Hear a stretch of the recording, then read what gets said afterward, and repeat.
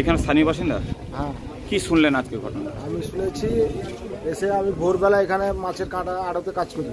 আমি যখন সকাল 5:30টায় শুনি যে এসে দেখি স্পটে এখানে কাঁটা মানে কালো হয়ে গেছে ভেতরে, কিন্তু তারপরে এসে দেখি যে শুনতে পাই স্থানীয় লোকের কাছ থেকে যে 2:10-20 মধ্যে ওরা এসে একটা স্করপিও গাড়ি নিয়ে আসে এবং এসে মাত্র 9 মিনিটের মধ্যে অপারেশনটা হয়, তারপরে ওরা বেরিয়ে যায়।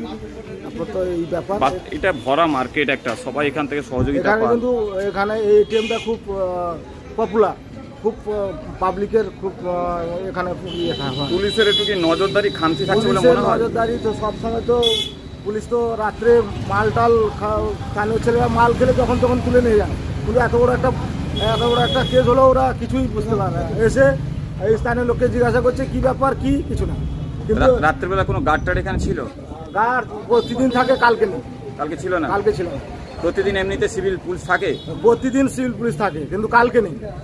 এবং স্থানীয় কোথায় বাঁধের উপর কে মাল খাচ্ছে, ওখানে কোথায় কি করছে ওরা এসে ধরে, কিন্তু এত বড় কেস হলো ওদের কোনো ইয়ে নেই। এই এটিএম কতটা সুবিধা হতো আপনাদের থাকার পরে? এটিএমটা আমাদের খুব এখানে আর স্থানীয় লোকের খুব সুবিধা, ব্যবসায়ী লোকের খুব সুবিধা, এবং এটিএমটা খুব ভালোই এখানে রমরমাভাবে চলে। আমাকে এখানে পার্মানেন্ট একটা দাবি করছেন যে স্থানীয় পুলিশ যাতে কোনো কন্টিনিউ ডিউটি থাকে? পার্মানেন্ট এখানে যেন পুলিশ করে, কিন্তু সবসময় তো পুলিশ দেখি ঘুরে, কিন্তু আসল কাজটা হচ্ছে কোথায়?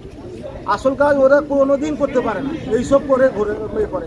কোথায় কে মাল খাচ্ছে তাকে তুলে নিয়ে যাব, কোথায় কে এখানে পড়ে আছে তাকে তুলে নিয়ে যাচ্ছে, এইসব বড় কেস এইগুলোতে তারা ধরতে পারে না। পুলিশের ডিউটি নজরদারি, যেহেতু আপনাদের ব্যবসা আছে এই জায়গায়, আপনার পাশের এটিএম এইভাবে হয়ে যাচ্ছে, আপনার দোকানও তো চুরি হতে পারতো, কতটা সমস্যার মধ্যে থাকতে হচ্ছে? বা প্রচণ্ড সমস্যা, কিন্তু বুঝছে কি পুলিশের নজরদারির দিকে আসে?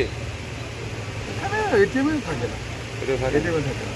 নাইটে টহলদারি দেয় পুলিশ? নাইটে টহলদারি এইগুলো দেয় না, আমাদের নাইট গার্ড আছে, নিয়ে এসো সে দেয়। আপনি বালিশাই নাইট গার্ডও আছে? হ্যাঁ আছে।